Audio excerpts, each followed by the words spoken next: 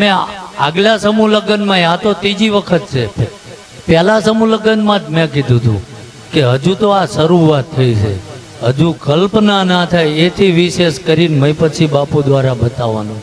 આમ તો મારે વખાણ કરવાના જ ના હોય, પણ મહીપતસિંહ કામ જ એવા કરે છે કે લોકોને વખાણ કરવા પડે. અને એમને હમણાં કીધું ને એમ કે 7 દિવસે તો બાપુ હોય, પણ એમને ખબર છે કે પરિસ્થિતિ કેવી દોડા દોડી છે મારે. પણ મેં એમને પહેલી વાર જ આવ્યો ત્યારે કીધું હતું તમે જેદી એમ કહો બાપુ આમ તેથી 100 કામ પડ્યા મૂકીને દોડીને આવવાનું છે. એટલે વિશેષ વાત ના કરતા પણ જે કંઈ આ શુભ કાર્યમાં પધાર્યા બધાને મહીપતસિંહ ફાઉન્ડેશન દ્વારા અને હું પણ હૃદયના ભાવથી આવકારું છું. તથા જે મંચ ઉપર પણ બિરાજમાન નામી અનામી માણસો બધાનો અમે હું અને મહીપતસિંહ ફાઉન્ડેશન હૃદયપૂર્વક આભાર માનીએ. અને બીજું વધુ નથી કહેતો, કારણ કે એમને હું આજે આવ્યો ને તોય મેં કીધું કે મારે શું પરિસ્થિતિ છે, મારે 5 વાગે મને રજા આપી હોય તો આવું એવું વચન લીધું છે ત્યારે આવ્યો છે. પણ વધુ વાત ના કરતા કે આમ તો માણસો આવે એનો તો અમને આનંદ થાય, પણ આજ તમે સર્વ અહીં ઉપસ્થિત છો તો બધાએ નાના મોટા પ્રસંગ તો ઉકેલા જ હોય, બધાને ખ્યાલ જ છે. એક પ્રસંગ ઉકેલ્યો ને તોય આપણને થાક લાગે છે કે નથી લાગતો? હાક ના તો બોલો તો મને ખબર પડે સંભળાય છે. અમને નથી લાગતો. કેમ કે અમે ગમે એવા થાક્યા હોય ને અને આ સંકુલના બાળકોને મેં જોઈએ ને તો અમારો બધો થાક ઉતરી જાય છે. એટલે ઘણી બધી એવી સેવાની કાર્યો કરે છે મહીપતસિંહ બાપુ, અને એ સેવામાં મેં કીધું માત્ર ને માત્ર સેવાના નિમિત્તે અને ખાસ કરીને આ બાળકો માટે તો અડધી રાતે બોલાવો તોય હું હાજર રહીશું ભાઈ. કારણ કે ધરતીનો છેડો ઘર અને શિક્ષણ એક કલ્યાણ, આવું એક બેરું લઈને મહીપતસિંહ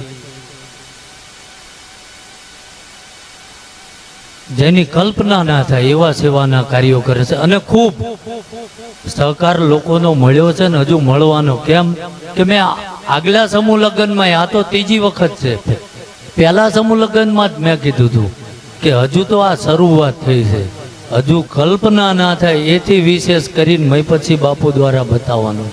એટલે વધુ સમય ના લેતા મારી વાણીને વિરામ આપું છું. અને જે કંઈ મહેમાન સાધુ સંતો વડીલો આગેવાનો બધાને મહીપતસિંહ ફાઉન્ડેશન અને મારા હૃદયપૂર્વક બધાને અભિનંદન પાઠવું છું.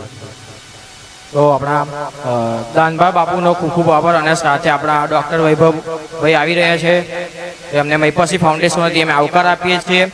અને હવે આગળ આપણા માતરના ધારાસભ્ય કલ્પેશભાઈ પરમારને વિનંતી કરીશ કે તેઓ આશીર્વચન આપે.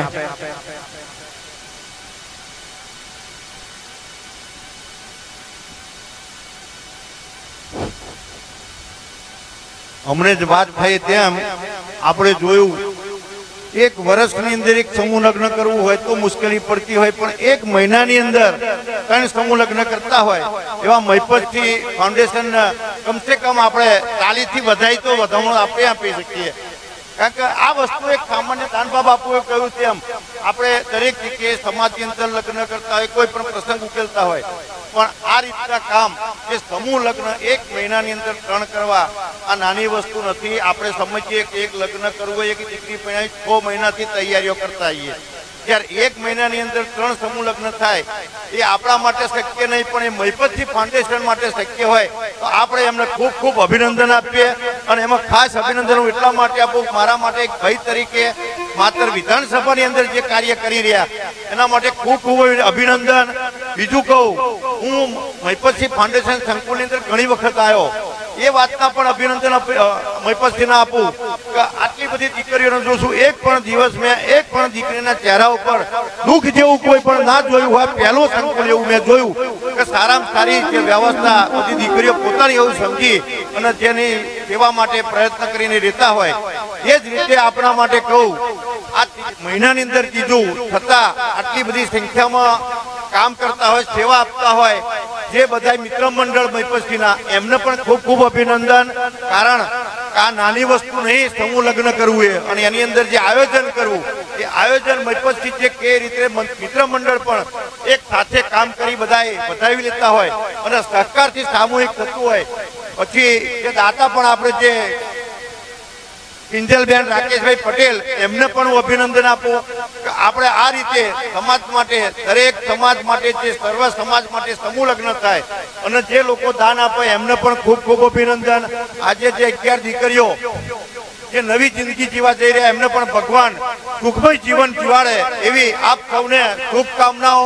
અને વધારે નહીં કહેતા, અહીંયા આપ સૌ જે આયા અને આપ જોવો છો, જે ઘણી વખત આવી ગયા છે સંકુલની અંદર, સમૂહ લગ્નની વખત ત્રીજી વખત આયા, તો આપને જોવાથી એવું લાગતું હશે કે આપણા ઘરની અંદર કે આપણા ફરિયાની અંદર જે ઘેર લગ્ન કરતા એ જ રીતનું વાતાવરણ પૂરું પાડી આટલી બધી સુવિધા કરતા હોય, અને એની અંદર આપણે પણ સહકાર આપવો જોઈએ. આપણા ઘરની અંદર, ગામની અંદર કે જે સમૂહ લગ્ન કરતા એ આપણું પોતાનું કે કુટુંબ પરિયોજનો, તો આપણે કેટલી મહેનત કરવી પડતી હોય છે, કેટલી નાહનાજ કરવી પડતી હોય, એની જગ્યાએ આપણને તૈયાર બધું મળતું હોય, તો આપણે સૌ પણ એમનો સહકાર આપી અને એની અંદર સહયોગ કરીએ. એવું વધારે નહીં કહેતા, મને સાંભળ્યો, મારું સ્વાગત કર્યું એ બદલ ખૂબ ખૂબ આભાર, ધન્યવાદ. ભારત માતા કી જય. ખૂબ ખૂબ આભાર.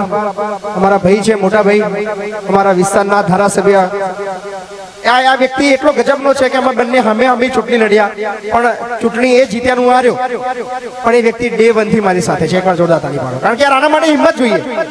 આમ તો તમને ગુસ્સો આવે કે તમારી સામે કોઈ ચૂંટણી લડી હોય અને હું બહુ હમાહમી લડ્યા હોય, પછી યાર આટલો સહકાર આપવો, એના માટે જીગર જોઈએ. એ જીગર મારા ભાઈ જોડે છે. સો એ વખતે મેં નક્કી કર્યું કે યાર આ વ્યક્તિ જ્યાં સુધી લડશે અને પાર્ટી એને જ્યાં સુધી ટિકિટ આપે, મહિપતસિંહ જોડે જ છે કાયમ માટે. પરિવાર મનથી કહું છું મારા ભાઈ, કારણ કે યાર જે મારે કરવું છે એ મારો ભાઈ કરી રહ્યો છે. અમારું સપનું એક જ છે કે અમારા વિસ્તારની અંદર જે કામ થાય એ હું કરું, મારો ભાઈ કરે, વસ્તુ હરકું જ છે. સો ઓલવેઝ મારા ભાઈ સાથે છું.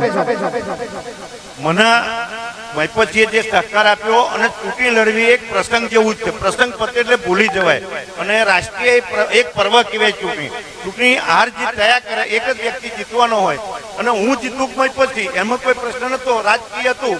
પણ તે પછી આજે પણ એ ભાઈ તરીકે મને ગણે છે, હું પણ એમનો ભાઈ તરીકે ગણું. પાર્ટી ટિકિટ આપે એ વસ્તુ સાઈડ ઉપર, પણ જીતવાનું એ વસ્તુઓ મહિપતસિંહ આપ બધાના સહકારથી જીતવું એ વસ્તુ સાઈડ ઉપર, પણ આપ બધાનો પ્રેમ ભાવ મળ્યો, વિધાનસભાની અંદર જીત્યો. આજે પણ મહિપતસિંહ એટલા જ પ્રેમથી સ્વીકારે બદલ એમનો પણ હું ખૂબ આભાર માનું. ધન્યવાદ. ઓલવેઝ મારા ભાઈ તમારા સાથી જો કોઈ સાથ છે કે નહીં, અને કોણ હોમે છે એની કોઈ પરવા જ નહીં. તમે જ્યાં એકલા છો, જ્યાં અમે જે બી હશે લડી લઈશું, ચિંતા ના કરતા. તો થેન્ક યુ. આગળ વધારો કાર્યક્રમ. ખૂબ ખૂબ આભાર આપણા MLA સાહેબ. અને સાથે હવે આપણા અહીં મંચ ઉપર ઉપસ્થિત છે ડોક્ટર વૈભવ સાહેબનું, તેમનું સ્વાગત કરીશું. આવો ડોક્ટર સાહેબ. ડોક્ટર સાહેબ માટે એકવાર જોરદાર તાળી પાડજો. લગભગ અમારા છોકરા તો ઓળખે જ છે. ઓળખો છો બધા? હા, મોડા પડે તરત આપણી હોસ્પિટલ ઘરની જ છે. કહીશું આપણે રૂપિયો આલવાનું નહીં, અને બધી જ પહેરાવો મારા ભાઈને. વાહ, આ વ્યક્તિત્વ એવું છે. બધા મને પૂછે વૈભવભાઈ, રવા દો હમણાં રવા દો કે યાર આટલા બધા વડીલો, 700-800 વડીલો છે, 1000 બાળકો છે, તો આ બધા બીમાર પડે તો તમે કેવી રીતે પહોંચી વળો છો? તો પહોંચી એટલે વરું છું કે ભાઈની 10 હોસ્પિટલ છે. ખાલી પડે એકવાર. અને 1 પણ રૂપિયો ક્યારેય આપણા બાળકો માટે કે આપણા વૃદ્ધો માટે લેતો નથી. 1 રૂપિયો ખર્ચો હોય કે 2 લાખ રૂપિયા હોય કે 5 લાખ રૂપિયા હોય, આજ સુધી સંકુલના બાળકો માટે અને આપણા વડીલો માટે ક્યારેય પણ 1 રૂપિયો લીધો નથી આ ભાઈએ. સો એટલે અમને ચિંતા નહીં કે 2000 ને 5000 વૃદ્ધો આવશે ને તો અમારો ભાઈ બેઠો છે. અને અમારા ભાઈને બી પ્રાર્થના કરી 50 હોસ્પિટલ ભાઈની થાય. બરાબર ભાઈ? થેન્ક યુ મારા ભાઈ, થેન્ક યુ. વાહ ભાઈ વાહ. યસ, અમારા ધારાસભ્ય બી ડોક્ટર વૈભવ પટેલનું સ્વાગત કરી રહ્યા છે અને ખૂબ ગજબનો પ્રેમ સપોર્ટ અમને મળ્યો છે. સો એ બદલ અમે ડોક્ટર વૈભવ પટેલ વેદ હોસ્પિટલનો અમે હૃદયપૂર્વક આભાર માનીએ છીએ. ફક્ત મેડિકલ બાબત નહીં, પણ જ્યારે પણ આર્થિક બાબતને પણ મહિપતસિંહ ફાઉન્ડેશનને તકલીફ પડી છે, ઓલવેઝ એ ખડે પગે ઊભો રહ્યો છે. સો ખૂબ ખૂબ આભાર. વૈભવભાઈને માઇક આપું. જય માતાજી. આપણે લવાલમાં એક તો આપણા ગુજરાતનું ગૌરવ કોકિલ કંઠીવા હર્ષાબેન પટેલ આવી રહ્યા છે. એકવાર જોરદાર એન્ટ્રી થઈ જાય. વગાડો વગાડો દરબારી બોલો.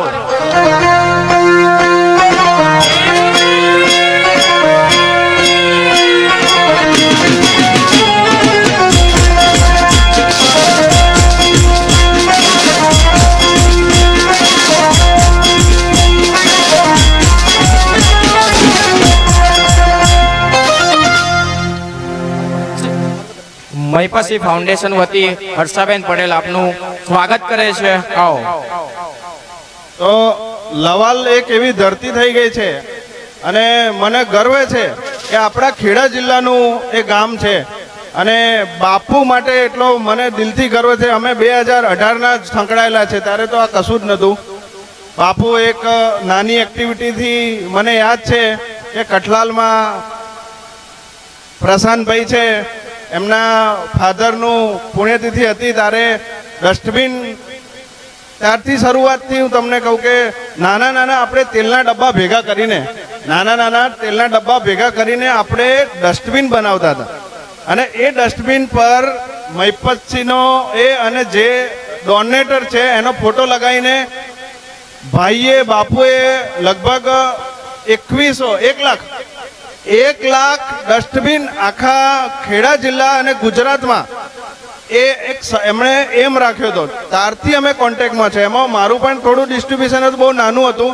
એ સિવાય ઘણા બધાએ આગળ પડીને કામ કર્યું હતું. ત્યારથી ભાઈ 2018થી આવા સામાજિક કાર્યો કરતા છે. ત્યારબાદ આપણે રોડ રસ્તા હોય, આરએનબી ખાતું હોય તે માથા પર લીધું હતું. ત્યારબાદ એમણે બાપુ બોલેગા એક કાર્યક્રમ ચાલુ કર્યો હતો જે ઘણો સફળ થયો. તે પછી જે ફેક્ટરીના વર્કરો છે એમના માટે લડ્યા અને આજે તમે જુઓ કે આ સૌથી મોટું ઇન્ડિયાનું સંકુલ જે અહીં બની રહ્યું છે અને બનશે, હું કહું છું ઇન્ડિયાનું પણ વર્લ્ડનું હશે, મોટું સૌથી આખા વર્લ્ડનું હશે.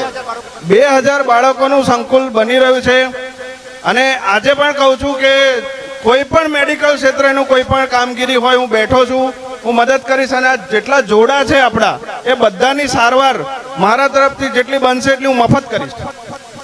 એટલે કદી તમારે કદી આ દુનિયા એક આ યુનિવર્સ એક દરિયો છે અને દરિયામાં તમે જેટલી સેવા કરશો એટલું તમને આગળ મળશે. એટલે એક નિયમ છે, તમે બધાની સેવા કરો. અને આપણે આ બધું જે સોશિયલ મીડિયાથી ઊભું કરેલું છે આજે, એટલે હું તમને કહીશ કે જે તે બાપુને ફોલો કરે છે એ બધા જ વધારે ફોલો કરો, બધાને વધારે શેર કરો કે બાપુના આજે 2 મિલિયન ફોલોવર થયેલા છે ફેસબુક પર. જોરદાર તાલિયા. એટલે આજે 2 મિલિયન ફેસબુક પર ફોલોવર થયા છે અને આવતા 2 વર્ષમાં આપણે 10 મિલિયન સુધી પહોંચવાનું છે. એટલે જો તમારા થતી આ મદદ થશે તો આપણું આ કામ છે આગળ વધતું રહેશે. બધાની સેવા એ જ પ્રમાણે કરતા રહેશે, બાપુને કરતા રહેવાના જ છે. પરંતુ આપણું એક સપનું છે કે ઇન્ડિયા લેવલે આવી તમામ સમૂહ લગ્નો, તમામ જે સેવા કાર્ય થાય છે એ તમામ આપણા થકી જાય, આપણા ખેડા થકી થાય અને આપણે લવાલ થકી થાય. એટલે આ મારું એક એમ ટાર્ગેટ છે કે બાપુ આગલા 1.5 થી 2 વર્ષમાં 10 મિલિયન ફોલોવર કરાવવાના છે બાપુને, ગમે તેમ. એટલે એમાં બધા તમારા જેવાનો સહકાર જરૂરી છે. ખાલી આપણે વાતો નહીં કરીએ, સપોર્ટ કરીશું અને આપણી એક જવાબદારી સમજીશું.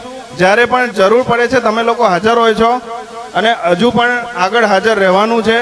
એટલે એક ટેકા રૂપે બધાની મારી વિનંતી છે કે જેટલું બને એટલું આગળ ફોલો કરાવડાવો બાપુના પેજને, બાપુના ઇન્સ્ટાગ્રામ પેજને, યુટ્યુબના પેજને અને ખાસ કરીને ફેસબુકના પેજને. એટલે એ જ ધગસથી આપણે જઈશું કે આગલા 1.5 થી 2 વર્ષમાં 10 મિલિયન ફોલોવર થવા જોઈએ અને ઓલ ઇન્ડિયા લેવલે આપણું લવાલ, આપણું ખેડા, આપણું ચરોતર અને આપણું ગુજરાત આગળ ધપવું જોઈએ. ધન્યવાદ. આભાર મને ભાઈ, આભાર. ખૂબ ખૂબ આભાર ડોક્ટર સાહેબ. અને ચૂંટણી લડી જ નાખો, ભાષણ સારું આલો છો. હા ડોક્ટર કલ્પેશભાઈ લઈ લઈએ, પાર્ટી જોઈન કરાય તો ભાઈ. આભાર. તો આપણા મહેમાન હિતદાનભાઈ ગઢવીને કહીશ કે તે રજૂઆત કરે અને અન્નનો બગાડ કરવો નહીં અને દાન ભેટ સ્વીકારવામાં આવશે. ત્યાં સામે કાઉન્ટર મૂકેલું છે, ત્યાં તમે દાન ભેટ લખાઈ શકો છો અને ડીશો પોતાની જાતે ધોવાનો આગ્રહ રાખો.